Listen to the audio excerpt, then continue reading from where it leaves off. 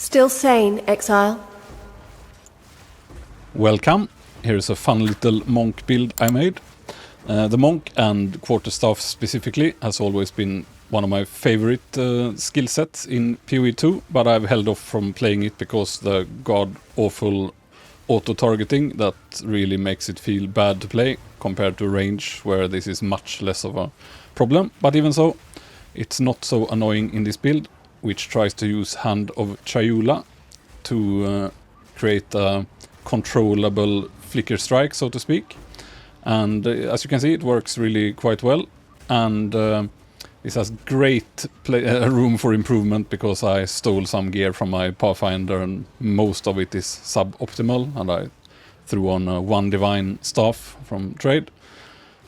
And I also want to use the real flicker strike if I can fix the charge generation. I would be happy to hear any input on improving the charge generation, which kind of works, but could be much better. So let's get into the details.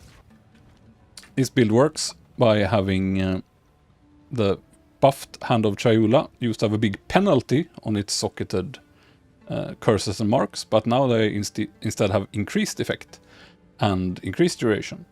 So Hand of Chayula will just dash and strike your target. This, however, converts the damage to chaos, which I do not want. So I use a pure elemental staff, enabled to just make it mostly elemental anyway, which allows all my passives and so on to work. I have Voltaic Mark, which blows up in a big AoE when the target dies, and hopefully it dies instantly when I dash to it, because it does decent damage. If it doesn't, I can just do it again and again, or strike with another attack if the target doesn't want to die. Elemental Armament, Pinpoint Critical, some of the best damage gems, Overreach to make it bigger, and Elemental Weakness to curse the area. This works nicely.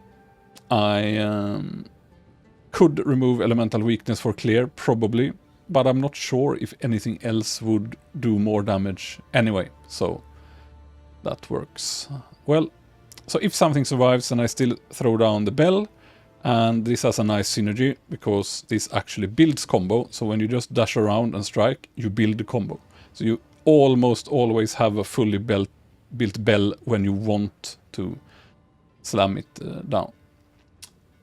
Unbound Avatar and Elemental Expression are ascendancies. I'm currently trying Elemental Expression.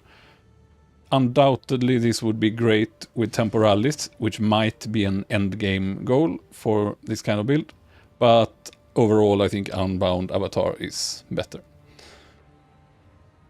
So the bell can also give a bit of rage when you slam it down, some more rage generation on gloves, and some extra power charges, and just great damage overall. You need overabundance, otherwise you're only allowed to have one, and the only charge you have doesn't even build if you don't have overabundance, so it's a big deal to have. Charge regulation for some more crit chance, attack skill speed, etc. when you're lucky and proc the other charges. And again, I would be happy to hear any input how to make this more consistent, because I use mainly Combat Frenzy along with Resonance to generate power charges, and simply Charge Profusion to generate Frenzy and endurance charges, which is random, doesn't always happen, etc, etc. So yeah, this can probably be improved, but I do get all kinds of charges from this, and it works quite okay.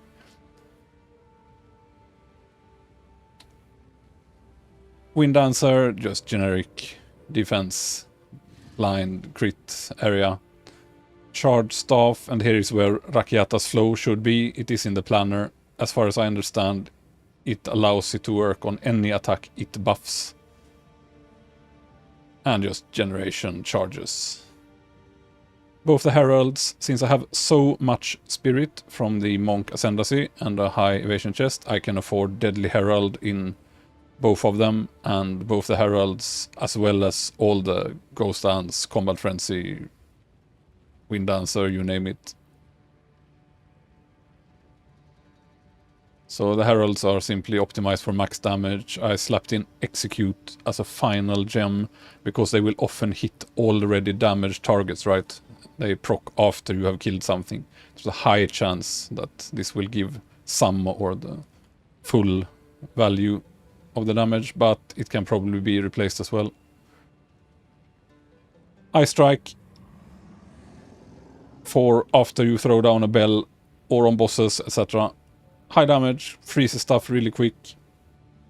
Crescendo, Ice Bite, Pinpoint. Ice Bite is really nice compared to the lightning version since it always works, even on bosses. You don't have to kill anything, you just need to freeze. Because of Maligaro's gloves, Pinpoint critical straight up just gives 60% more crit on every skill and becomes very, very high value. The penalty does not apply. So that's it for the skills. I can quickly go through the gear. So I bought, this cost me 1 divine, and it simply has lightning damage, increased elemental damage with attacks, and lightning damage from Desecrate, skill levels, and attack speed. You can surely get a better staff. Works well with this one, and this is not meta weapon, so they are quite cheap. Even the best ones are not that expensive. Again, much of the gear was just stolen from my Pathfinder, so you should have elemental added damage here, not physical. While you certainly can have physical as well, it's better to purely have Fire, Ice, Cold. Since Chayula will otherwise convert the physical to chaos, so physical is not ideal. And just max your evasion here, max your energy shield here, have some melee skills, crit chance here, ideally, which I don't have. It's just a generic stuff I had in my bank. Headhunter always best, Maligaros for great stat budget, and try to get 3 sockets, slap, rage on melee hit in it. Just random boots with movement speed, ideally triple socket, but again, very, very makeshift budget build here. The best charms are as always cat, wolf, stag, but plenty of the others are good as well, if you have a lower budget.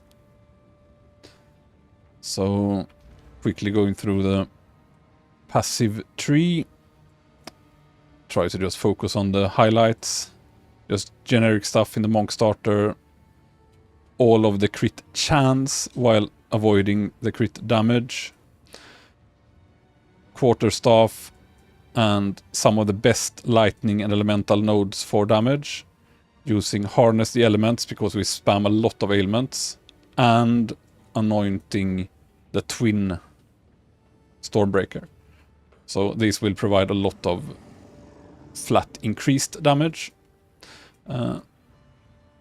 Visual Skin, very important for defense. Subterfuge Mask and an Energy Shield Helm. And Spectral Ward for even more energy shield from the body armor. For charges, Mana Leech here.